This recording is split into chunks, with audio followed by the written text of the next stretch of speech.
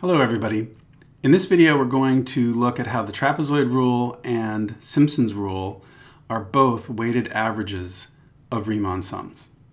So the plan is we'll prove and discuss how Simpson's rule with two n divisions is actually a weighted average. It's 1/3 the trapezoid rule with n divisions plus 2/3 the midpoint sum with n divisions. And that in turn can be written as a weighted average of 1/6 the left-hand sum with n divisions, 1/6 the right-hand sum of n divisions, and 2/3 the midpoint rule.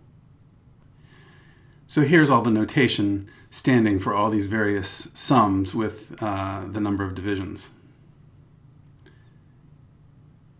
Now this second relationship depends on this fact. We're going to see how the trapezoid rule with n divisions is actually just the straight up average of the left-hand sum and the right-hand sum with n divisions. And finally, we'll just work through an example at the end to see how all these pieces fit together. So let's talk about the trapezoid sum first.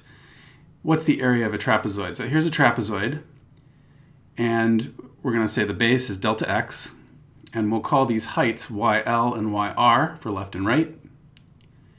Now, you can sort of inscribe a rectangle on the inside here using YL in this case as the height, and you can superscribe a rectangle with YR as the height here. And what we want to notice is that this difference between the inner rectangle and the outer rectangle is going to be decomposed as the sum of these two triangular areas, which are equal, because these are congruent triangles. What does that mean? It means that if you took the trapezoid minus the inner rectangle, that's got to be equal to the outer rectangle minus the trapezoid. And we're just going to rearrange this. Think of this as an algebraic equation. So 2 times the trapezoid area is equal to the sum of the outer rectangle and the inner rectangle. And therefore, the trapezoid is the average of these two areas of the outer rectangle and the inner rectangle. So that's 1/2 of YR delta x plus YL delta x. We could factor out the delta x, and so we can see that really what we're doing is we're taking the average of the two heights on the left and the right, and then we're multiplying that by delta x to get the area of the trapezoid. Now, another way to see this is that if you took the average of these two rectangles, you'd get the area of a rectangle whose height would be midway between YL and YR, and then we can take that rectangle and take this diagonal and just flip this triangular piece over, and you see we recover the trapezoid. So that's another way to see this very same fact. So we know how to find the area of a trapezoid. What we'll do is we'll take a function, and suppose we want to approximate the signed area. Well, we could take a left-hand sum, or we could take a right-hand sum for the same number of divisions, we'll assume. And now what we could do is we could add these two. And if we add these two and rearrange the terms and then divide by 2, we can distribute the half. And you can see that we've taken an average of rectangular areas, but we know that each of those averages is going to be the area of the trapezoid you get using those two rectangles to superscribe and inscribe that trapezoid. So the average of the left-hand sum and the right-hand sum, you can see, must be the approximation for the area under the curve you get by using trapezoids, where each side of the trapezoid is being pinned against the graph of the function. We'll call this the trapezoid sum with n divisions. And so if you'd like an algebraic proof, you can just work this through. The left-hand sum, you put all the pieces in play. The right-hand sum, you can take the average. The algebra is fine. It should be compelling. That'll give you the trapezoid rule. But it's kind of fun to think graphically, I think, and convince yourself why the trapezoid sum really should be the average of the left-hand sum and the right-hand sum with n divisions. So here's our first fact. The trapezoid rule with n divisions, that trapezoid sum is equal to the average of a left-hand sum and a right-hand sum with the same number of divisions. Although the trapezoid sum is not itself a Riemann sum, it is the average of two Riemann sums. And if you have a relatively easy method for calculating left and right-hand sums already, in a given problem, then the easiest way perhaps to calculate a trapezoid sum is simply to take the average of those two. So if you've already taken the trouble of calculating left and right hand sums, you might as well crank out the trapezoid sum as well, because it's right there for the taking. So now let's look at how Simpson's rule is a weighted average of Riemann sums.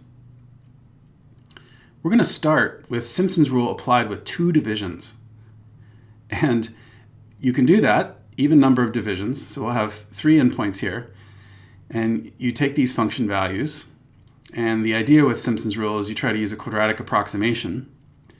And in a previous video, the 141 rule, we saw that if this delta x, this width of one of these boxes, if we call it delta x, then Simpson's rule winds up being delta x over 3 times f of x naught plus 4 times f of x1 plus f of x2. We call this the 141 rule because the coefficient pattern 1, 4, 1 is what you apply to the function values. And that will give you the value of Simpson's rule with two divisions for that function. We're just going to rearrange the pieces here.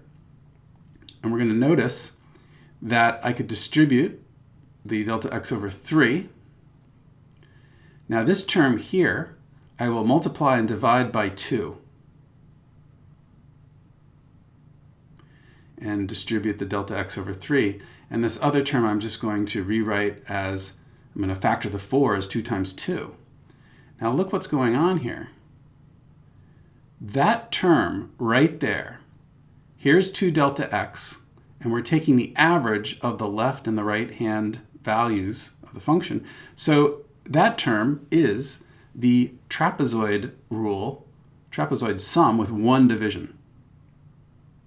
Meanwhile, on this side, f of x1 is the function value in the middle, and 2 delta x is the width of that rectangle. So what is this? This is the midpoint rule with one division. And so lo and behold, Simpson's rule with two divisions really is the weighted average of the trapezoid sum with one division, 1/3 of the trapezoid sum with one division, and 2/3 of the midpoint sum with one division. So there's our weighted average just using two divisions for Simpson's rule. And again, we're going to think graphically. So when you apply a quadratic approximation with two divisions, you get 1/3 the trapezoid sum plus 2/3 the midpoint sum. Now we're going to extend this generally. So let's suppose you have a function on an interval, you chop it up into an even number of pieces. Notice the number of pieces here, the number of subintervals is 2n. And what we'll do is we'll apply our quadratic approximation for each pair of intervals across to obtain Simpson's rule. So Simpson's rule would be the sum of all these contributions. But now we know that when you apply Simpson's rule with two divisions, you're going to get a weighted average of a trapezoid and a midpoint sum. So we can simply rearrange all these pieces and reassemble them into two separate sums. Simpson's rule with two n divisions really should be 1/3 times the trapezoid sum for that interval plus 2/3 times the midpoint sum for that interval. And notice that in the case of the trapezoid and midpoint sums, you've actually cut the number of divisions in half because you're using pairs from the original Simpson's rule for each interval in the corresponding trapezoid and midpoint sums. So there you have it. Simpson's rule with two n divisions really is a weighted average. 1/3 the trapezoid sum with n divisions plus 2/3 the midpoint sum with n divisions. So let's just take a look at an example to see how this plays out. So a small generator operates for 24 hours. Its rate of energy production, measured in kilowatts, is recorded at 4-hour intervals. What is the total energy produced during the period? So there are 6 subintervals, and 6 is an even number, so Simpson's rule can easily be applied. We are going to apply Simpson's rule. But before we do that, let's talk about real-world data and how you apply models. Here's a plot of the data in the table at the right. it's really not clear what's going on here. We have these data points, but the use of electricity seems to be rather erratic throughout the day. Hard to know what's really going on with the shape of the curve for 24 hours. Simpson's rule with 6 divisions, it's important to sort of imagine what's going to happen here. In this particular case, you're going to use quadratic approximations across each of these pairs of intervals. Maybe that's not your best bet. We're going to apply Simpson's rule with 6 divisions in a moment, but maybe that's not what we want to do. In fact, without further information about electricity use, maybe the safer bet in this case would be to use a trapezoid rule with 6 divisions. But in any case, let's forge ahead with our calculation of Simpson's rule with 6 divisions. So the left-hand sum with 3 divisions, there are going to be 3 intervals, each of width 8. So we'll have a sum of this form, and we need the values of the function at the left-hand endpoints, which are 32, 28, and 31.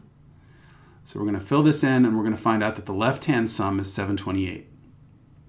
The right-hand sum with 3 divisions. So here are our right-hand endpoints, same interval width, 8, and that sum looks like this. So it's 712. Now the trapezoid sum with 3 divisions is simply the average, and we get 720. The midpoint sum with 3 divisions is going to be interval width 8, and we've got the midpoint values, the value of the function at the midpoints, 27, 23, and 14. So the midpoint sum is 512. Now you may notice 720 and 512 aren't very close. Why are these two estimates so far apart? Well, remember the data is kind of erratic, so you should take a look. It's a good exercise to see why the midpoint sum with 3 divisions really gives you a number much smaller than the trapezoid sum with 3 divisions. It's an excellent exercise to make sure you've got your graphical understanding in place. So Simpson's rule with 6 divisions is going to be 1/3 the trapezoid sum with 3 and 2/3 the midpoint sum with 3. And in this case, that weighted average gives you about 581.3 units or kilowatt hours. And so there you go. There's Simpson's rule. And you can compare this with direct sort of brute force calculation of Simpson's rule by applying the 141 rule across. So delta x, in this case, the interval width is 4. And the way that will play out in Simpson's rule is you divide that by 3. And then we need the coefficient pattern, 1, 4, 2, 4, 2, 4, 1. And we're going to multiply by the corresponding function values. And you should just double check, make sure you get the same number, 581.3 kilowatt hours.